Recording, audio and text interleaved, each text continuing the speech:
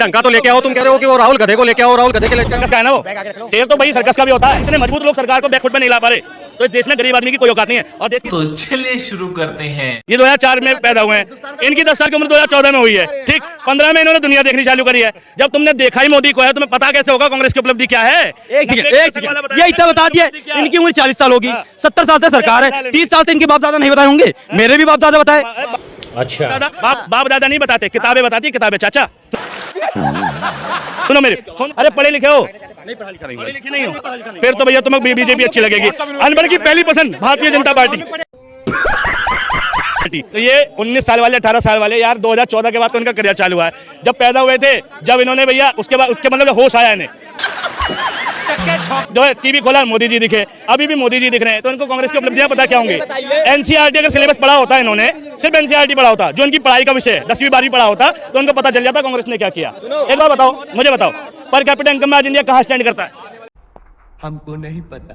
सुनो, एक मिनट, मुद्दे की बात है, मुद्दे की आप 2014 में 14 से पहले जो मनमोहन की सरकार थी, इकोनॉमी में जो जीडीपी का हाईएस्ट रेट था वो कितने परसेंट था? हाईएस्ट जीडीपी कितनी गई थी मनमोहन के टाइम पे? ये 5 साल का था।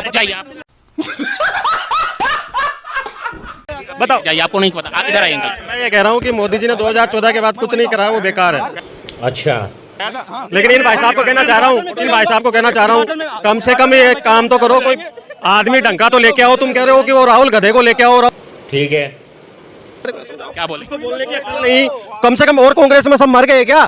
तुम रुको जरा, सबर करो। ढंग के आदमी का तो नाम लो कि भाई उसको प्रधानमंत्री बनाओ, हम भी सहयोग करेंगे। ये बताओ, राहुल प्रधानमंत्री पद का उम्मीदवार है? ऐसा कहीं घोषणा हुई है?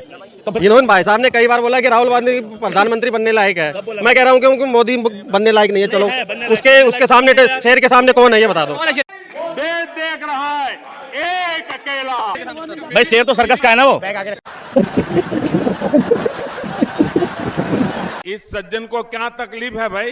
शेर तो भाई सर्कस का भी होता है। मालिक कौन है? गौतम अडानी। अरे बाप रे, ये तो धोती खोल रहा है। शेर है, ठीक है भाई। शेर कब साबित होता है? वो जब देश की इकोनॉमी मनमोहन सिंह के बराबर पहुंचा दो, 10.7 गई थी मनमोहन के टाइम पे, बन जाएगा शेर। ठीक है, एक मिनट। और इंडिया की इकोनॉमी मनमोहन सिंह जी जो लास्ट छोड़ के गए थे, वो 103वें नंबर पे छोड़ के गए थे पर कैपिटा इनकम।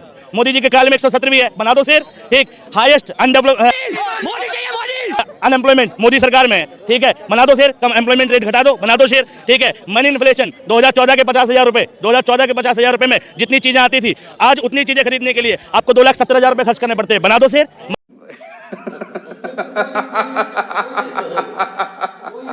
सुनो, ये इनकी भाई साहब की बात मैं एग्री कर रहा हूँ कि सब चीज ये ओके बता रहे हैं।